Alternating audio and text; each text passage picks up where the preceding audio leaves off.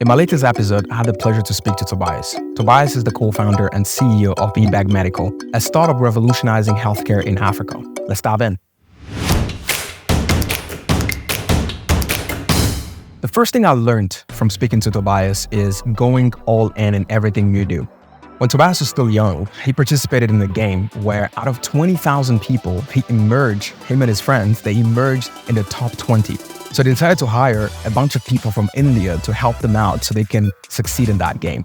As you can see, from a young age, Tobias was already enthusiastic in everything he was doing. And this trait eventually, showed itself when he became an entrepreneur. His startup, Veibeg Medical, reached $1 million before they raised any external funding. This is a huge milestone when it comes to building a startup because reaching $1 million, a lot of people think that it's unheard of, right? How can you reach $1 million without raising any external funding? But I strongly believe that he was able to do this because he was a second-time founder and there was a lot of things that he was doing differently in his new startup that he couldn't do in his previous startup. And I think this reminds us again about, the power that second-time founders have over first-time founders, right?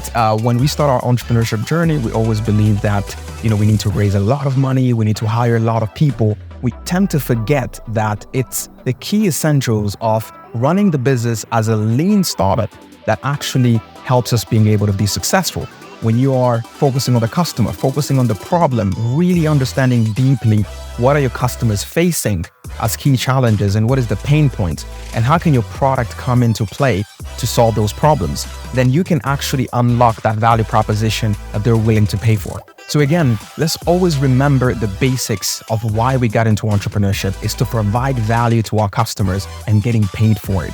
So when you're starting your business, focus on that, start generating revenue from day one before you start thinking about taking on external funding. So the third thing that me and Tobias talked about is something that is very dear to my heart, and that is building a hybrid business model. We've seen in Africa the wave of Silicon Valley mentality where investors are encouraging us to build software as a service business models where, our solutions are coming out as purely software, charging our customers fully online and customers using pure software to solve their challenge. But we've also seen that, building a software as a service business in Africa does not always work, or it is really hard to implement. Because again, we have a lot of problems in Africa. Infrastructure, access to computers, access to internet, access to banking services and all these different things. So building a software as a service business is really hard. We talked a little bit about his journey to building Veibeg. He wanted to start off as a pure software where hospitals could go on and buy their medical supplies and start operating.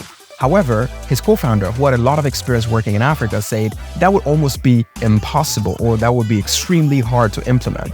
After doing a lot of research, what they ended up realizing was they had to actually get into the heavy stuff as well. So they had to actually get the products in their warehouses and actually implement this software not as an e-commerce platform, but as a procurement platform. So they had the products in their warehouses and they could allow hospitals to actually go into the software, say what they're looking for, purchase it on their platform, and have Veibeg delivered to their warehouses. Again, we're seeing this huge trend when it comes to blended business models working in Africa.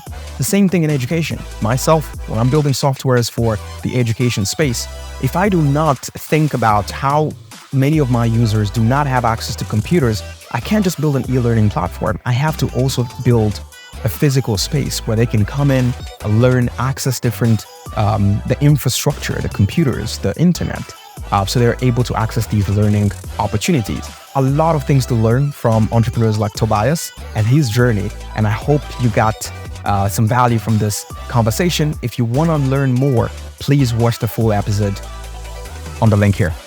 Cheers.